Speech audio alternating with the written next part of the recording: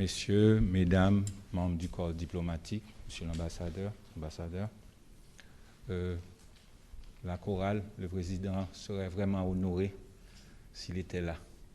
Merci. Mesdames, messieurs, ambassadeur Merten, dans mauvais ton là, dans bon ton là. Merci.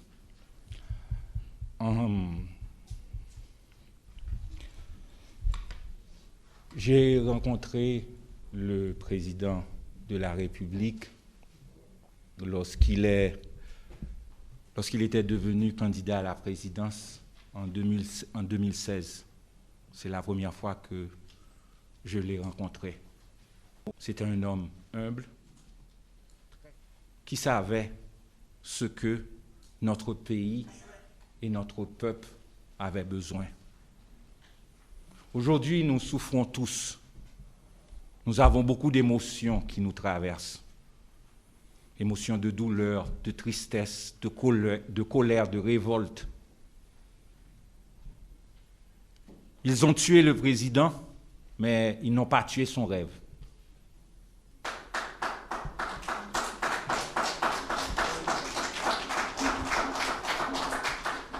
Ils ont assassiné le président, mais ils n'ont pas réussi à assassiner ses idées. Le président est encore vivant.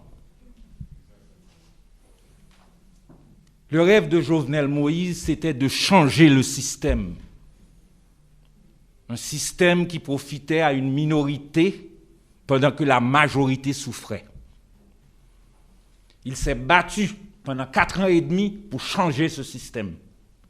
Le combat de Jovenel Moïse n'était pas un combat politique, c'était un combat économique. Nous sommes en train de répéter l'histoire. Quand Dessalines a dit « Et les nègres, ces hommes et femmes noires venus d'Afrique, est-ce qu'un jour ils n'auront rien ?» On l'avait tué, on l'avait assassiné. Pendant 50 ans, nous ne pouvions pas parler de Dessalines. Après 50 ans, il est ressuscité. Ce meurtre commis nous affecte tous, nous Haïtiens et vous de la communauté internationale. Le message envoyé à travers ce meurtre est un message à tous les Haïtiens et les démocrates du monde. En tuant le président, ils envoient un message à nos juges. Si demain matin, ils prennent une décision qui ne leur convient pas, ça peut aussi vous arriver.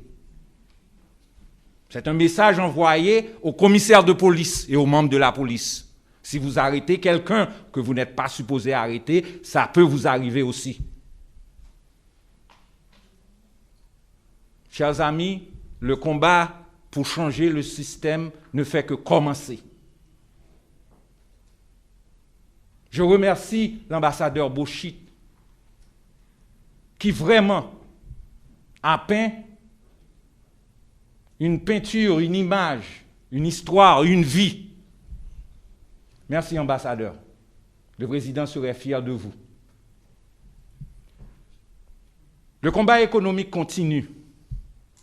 Le président a voulu de l'électricité pour tous. Dans ses discours, il disait, dans la Caraïbe, il y a 9 millions de citoyens sans électricité. C'était inadmissible que 7 millions sont en Haïti.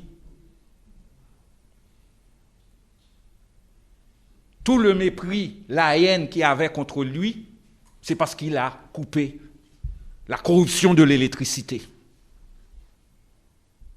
Le président n'avait pas d'accès aux grandes capitales, aux grands journaux étrangers. Comme l'a dit si bien l'ambassadeur, on essaie de peindre une peinture du président qui est complètement fausse. Moi, j'ai connu ce président. Quand il a gagné les élections de 2015-2016, qui ont été contestées et dont les résultats ont été annulés, il nous a dit tous, on était 7 autour de lui, nous allons reprendre le chemin et parler au peuple. Il a toujours renoncé à la violence. Il a toujours voulu le dialogue. Même ceux qui lui vouaient la haine, il les a mis dans un avion avec lui en allant en Europe. Écoutez, messieurs, Je vais oublier le passé. Construisons l'avenir du pays ensemble. Je veux que vous soyez riches, mais dans de bonnes conditions. Il faut que le pays aussi vive. Les citoyens doivent vivre. Il a fait la même chose pour les produits pétroliers. Il a essayé le dialogue et tout. Donc, chers amis, nous sommes réunis ce soir pour dire une seule chose qui n'est pas compliquée. Il est mort, mais ses idées sont vivantes. Il est mort, son rêve reste vivant. Les nègres venus d'Afrique doivent avoir leur place dans notre société. L'égalité des chances doit exister dans notre société. L'égalité des chances existe ici, en Amérique. C'est pourquoi beaucoup de nos compatriotes sont ici présents. Donc, je remercie Dieu d'avoir donné la vie à la première dame. Je remercie Dieu de lui avoir donné du courage. Comment expliquer à son enfant, à ses enfants, ce qui est arrivé à son mari? Comment guider ses enfants vers l'avenir? Merci Dieu d'avoir donné la vie à cette femme de courage.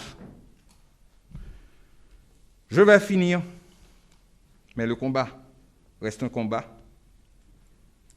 en lisant un psaume, Galates 6, verset 7. Et je pense que chaque Haïtien se retrouvera dans ce psaume.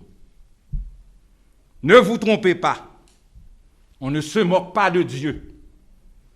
Ce qu'un homme aura semé, il le récoltera. Merci.